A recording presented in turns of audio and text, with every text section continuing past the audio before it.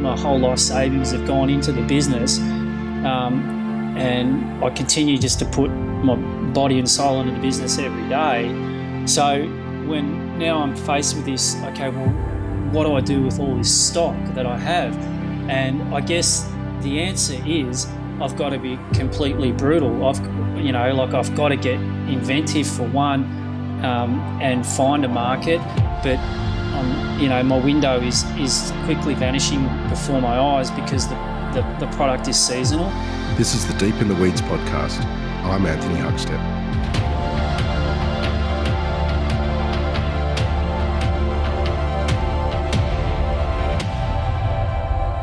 The rock oyster is a truly unique shellfish, indigenous not only to Australia, but to New South Wales too. As the COVID pandemic has affected many in the industry, the suppliers are also hurting. Many of them, especially the small producers, have no avenue to sell their produce anymore because all the restaurants and cafes have been limited to takeaway or been forced to close.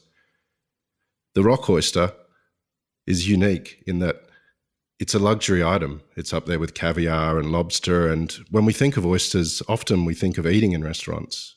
And so the impact on farmers, who are often pretty small family-run businesses, is monumental. John Blankenstein owns Mimosa rock oysters, surrounded by uninhabited Australian native bushland. It's a spectacular place in Australia. John's with us now. John, how are you going? Good, thanks, Huck. How has the last couple of weeks shaped up for you? And can you just sort of take us through the impact that this COVID-19 has had on your business? Yeah, sure, mate. Well, it's been a tumultuous year to call it out. Obviously dealing with the bushfires and then subsequent flooding, and now with the COVID-19, it's pretty much just stopped everything. As it was, we were greatly reduced in our ability to do any harvesting, and with rock oysters in particular, where we grow them, it's quite seasonal. So the window for selling is quite small.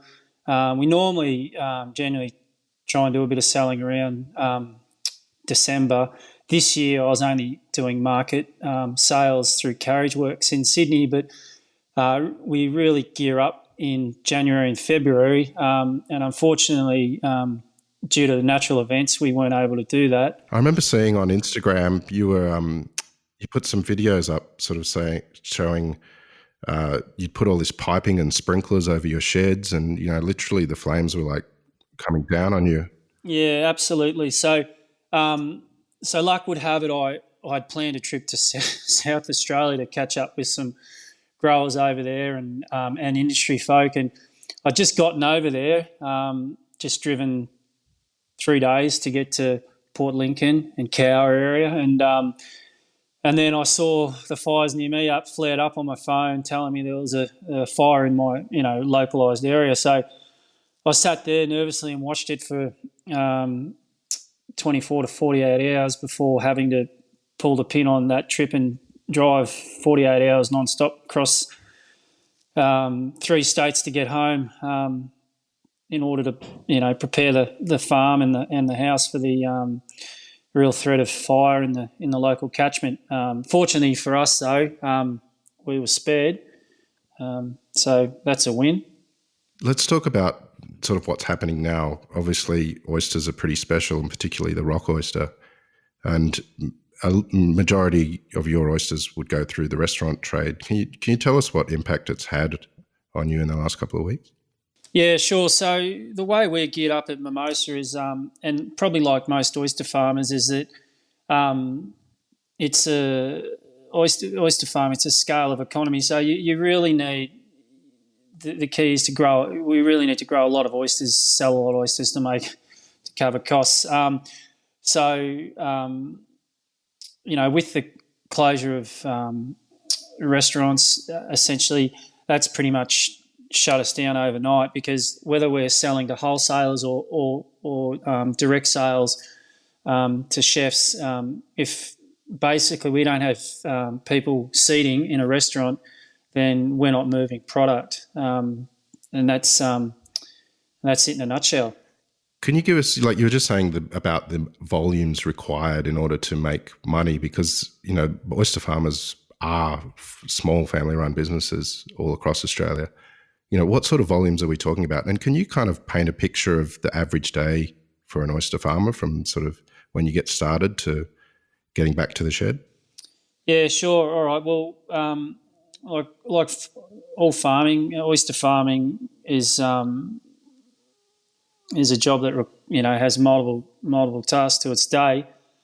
I guess where to start with oyster farming is that you need to recognise that it's a long-term cycle to grow out an oyster. So essentially, it's not so much where the day starts; it's where the cycle starts. So, for me at Mimosa, it takes me pretty much 3.5 to 4 years to grow out a rock oyster, and in that time, I'm constantly carrying out work on the farm, on and off the farm, constantly grading, sorting through oysters, putting in infrastructure, doing maintenance work, working around tides, seasonal issues, hot days, floods, whatever.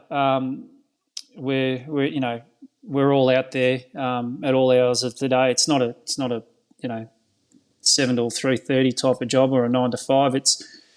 There really are no days off in this game. So I guess on any given day, I try and start relatively early. Alarm goes off at about 5, and up the shed, just sorting and getting organised for the day.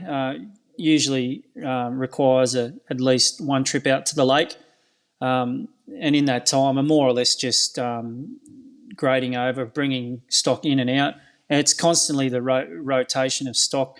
That hands-on husbandry, that's key to growing a good oyster, and seeing how your oysters are performing in different paddocks, and just over time, I guess you developed a sixth sense, one with your specific environment, your water, and so you're sort of directed by environmental cues and seasonal cues as to the tasks that are set for the day. When I was talking to Annie Smithers, she was sort of saying the problem for producers is that produce keeps growing, and they need a solution for it. And you're sort of talking about 3 to 4 years for an oyster to grow.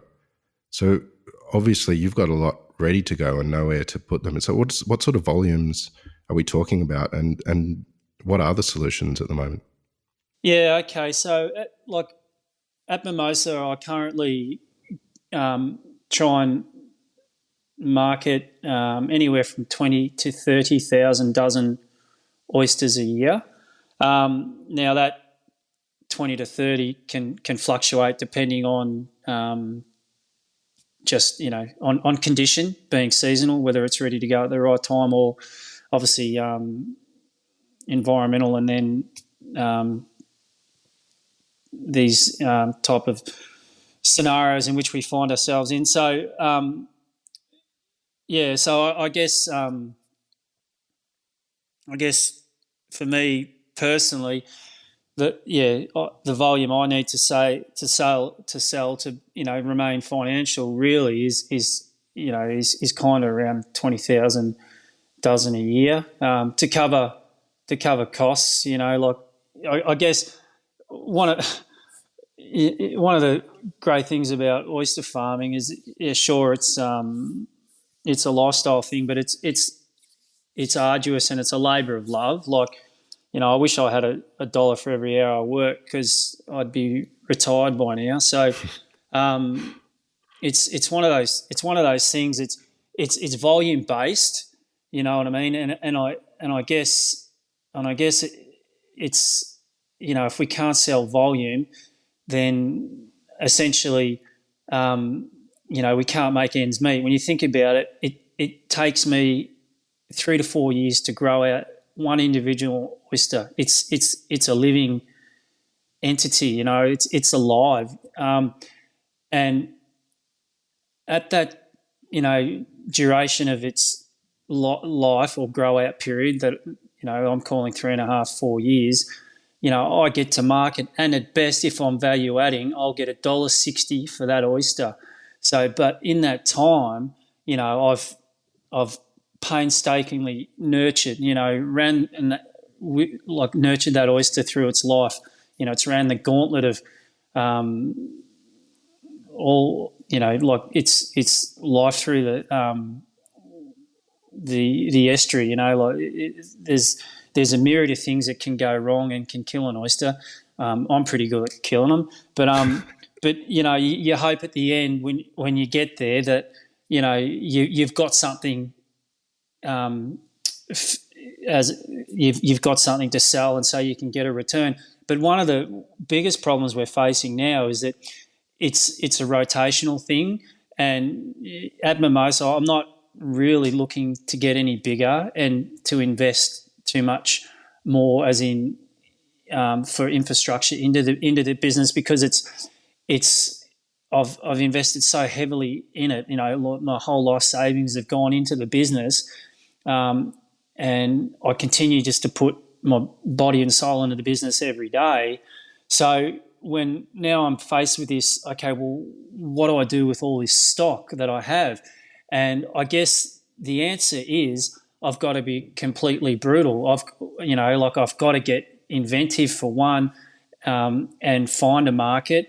But my window is quickly vanishing before my eyes because the product is seasonal, and when the water comes in cold, or we have, say, a late spawn, and that coincides with the cooling of the water currents, then it's going to be very difficult for me to fatten an oyster and to sell oysters in any type of volume. So I have all these other oysters coming through that need to be brought through for next year's harvest. So basically, I just have to make the decision where unless I find some money or are willing to invest in more gear and infrastructure, which is problematic too, because it requires more time than of my already time poor schedule. Then I've just got to make the decision to cull the tail end, I suppose, and that means either giving them away or throwing them away. And that's just a brutal reality, isn't it? It's just a horrible thought for so many producers. And particularly, I know right now you were talking about oysters being seasonal, and it's prime time right now for your oysters. And, they're like beautiful, plump, ready to eat, and they need to get out there and so people can enjoy them. Yeah, absolutely. So Easter'd probably be the peak of the season for Mimosa. Right now, they're unbelievably fat. They're in the best condition they could possibly be. So as far as an oyster goes, this is their prime time, and they're wanting to shine. Unfortunately, we can't get them out there, but in the volumes that we would like. But in saying that, we can still get them out there.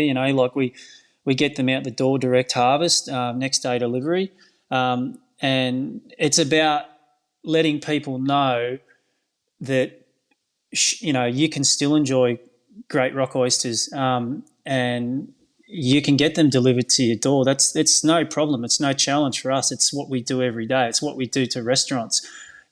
Sure, you're not going to a restaurant now, but that doesn't mean you can't enjoy the finer things in life, like good oysters. They're so good for you. They're a superfood. When you think about oysters, I just get overwhelmed with how brilliant they are. They're hundreds of thousands of years old. They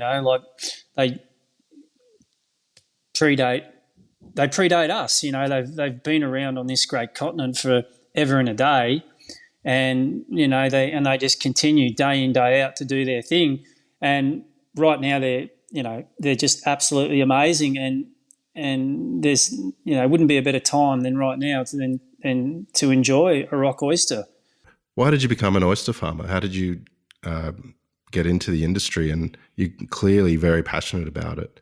Yeah, well, I got into oyster farming purely for lifestyle. Like from growing up from an early age, I've always been um, immersed in the supernatural. You know, I love being outside.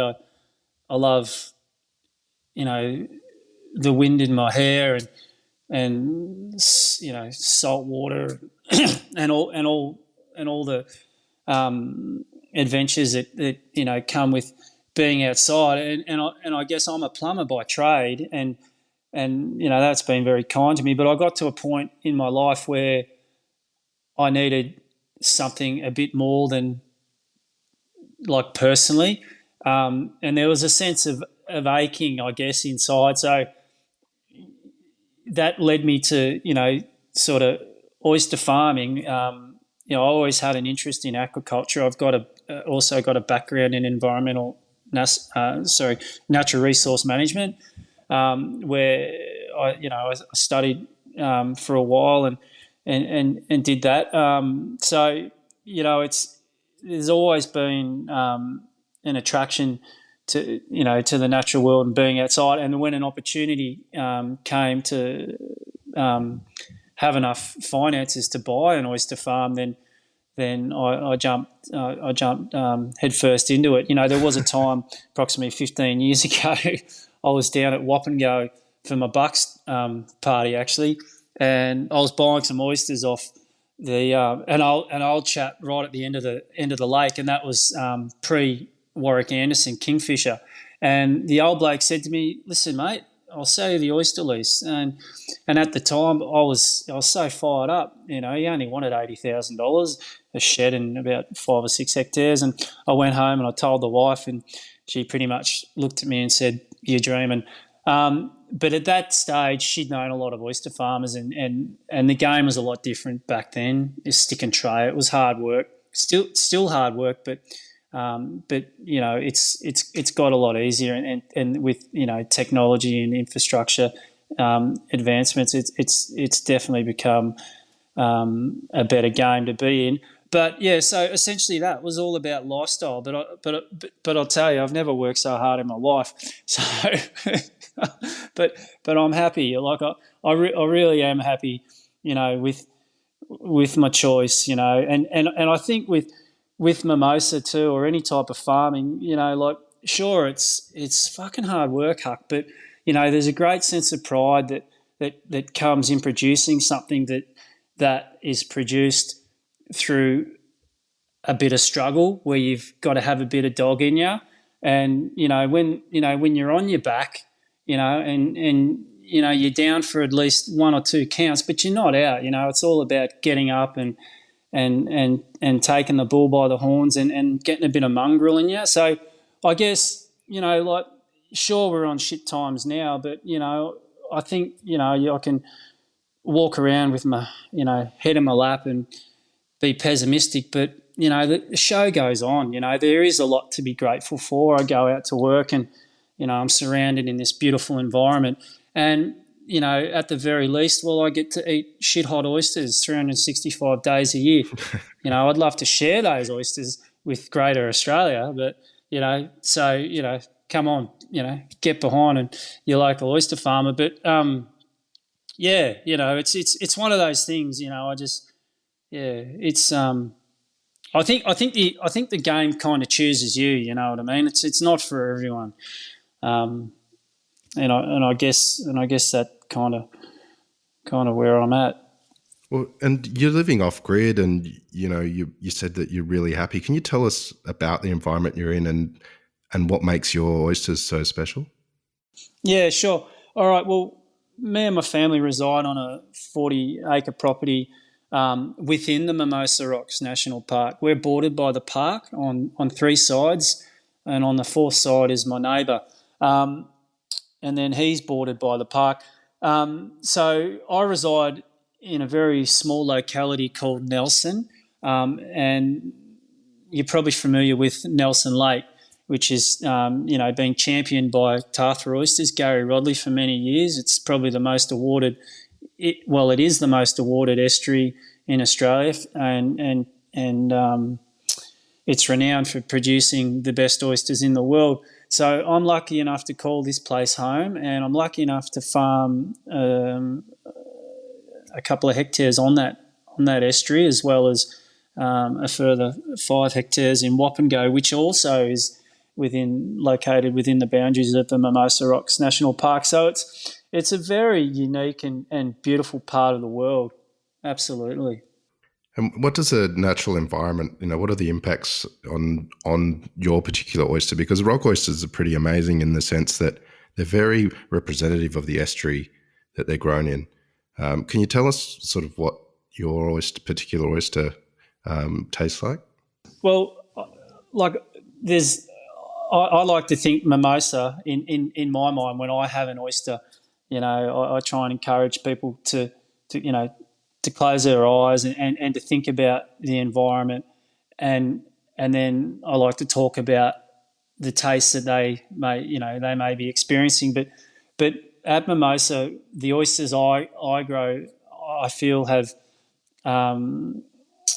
like a mild salty brine, and when in season, the oyster is voluptuous and creamy, but it has a very unique umami finish with it, with light mineralisation. But that umami, that sixth sense, it's very like it can mean a lot to different people. But for me, it's just a very well balanced, well finished oyster that resonates on the palate long after you've had it. And 20 minutes later, you're still enjoying that flavour burst that came from that oyster. Tastes like the sea. Well, one of the things that people need at the moment is sort of feeling normal again, but being uplifted, and things like champagne and oysters can do that. And obviously, people's budgets are pretty limited. But the reality is that oysters, if they're getting direct from you, which is something that you're doing at the moment, so you can freight them to people, if they want to order through you, is that it's not that expensive. $15 for a dozen oysters is affordable for quite a few people at the moment. And I don't know about you, but when I eat oysters, it's just a moment of reflection and look, things are going to be okay for just a moment, just to take you away from things.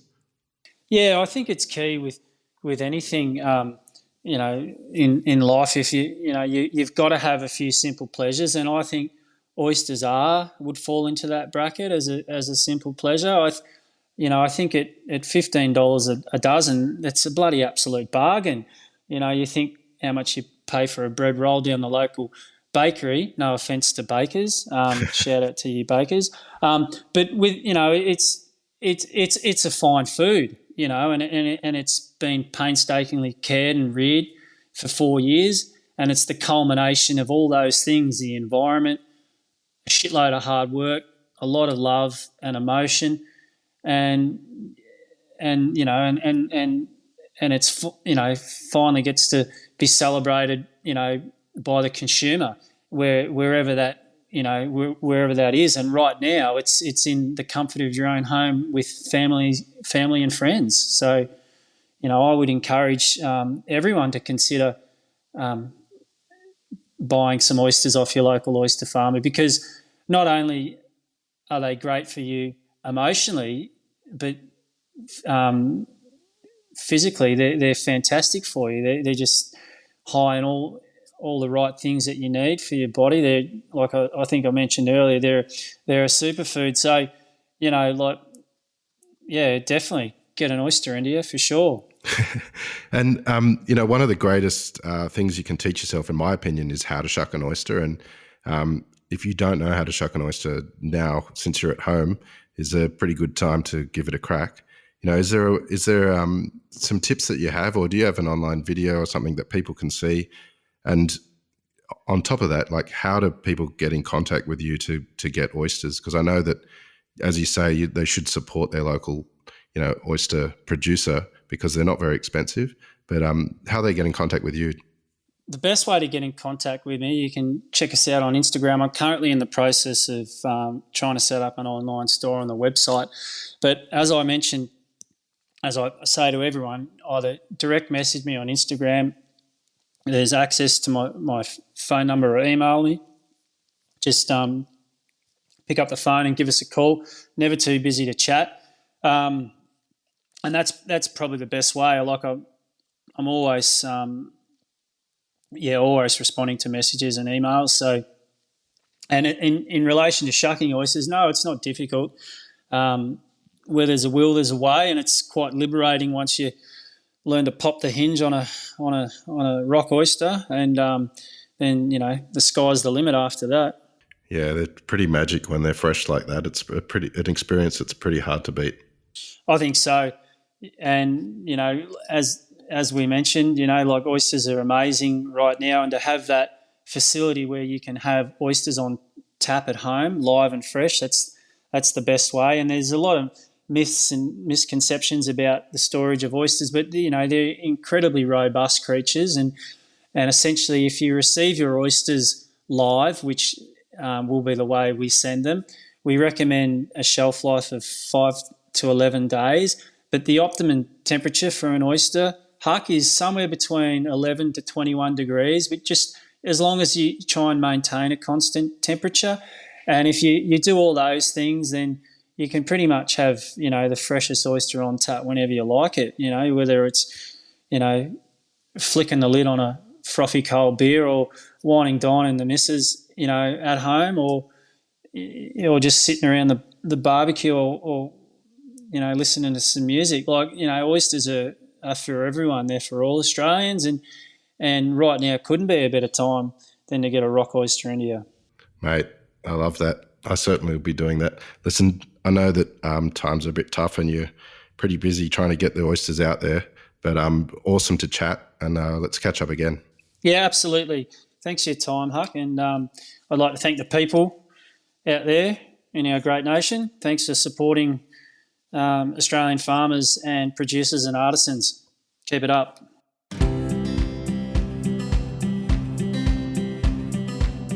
This is the Deep in the Weeds podcast. I'm Anthony Huckstep. Stay tuned as we share the stories of Australia's hospo community, suppliers and producers in search of hope during this pandemic. Special thanks to executive producer Rob Locke for making this all happen. Stay safe, isolate and be well.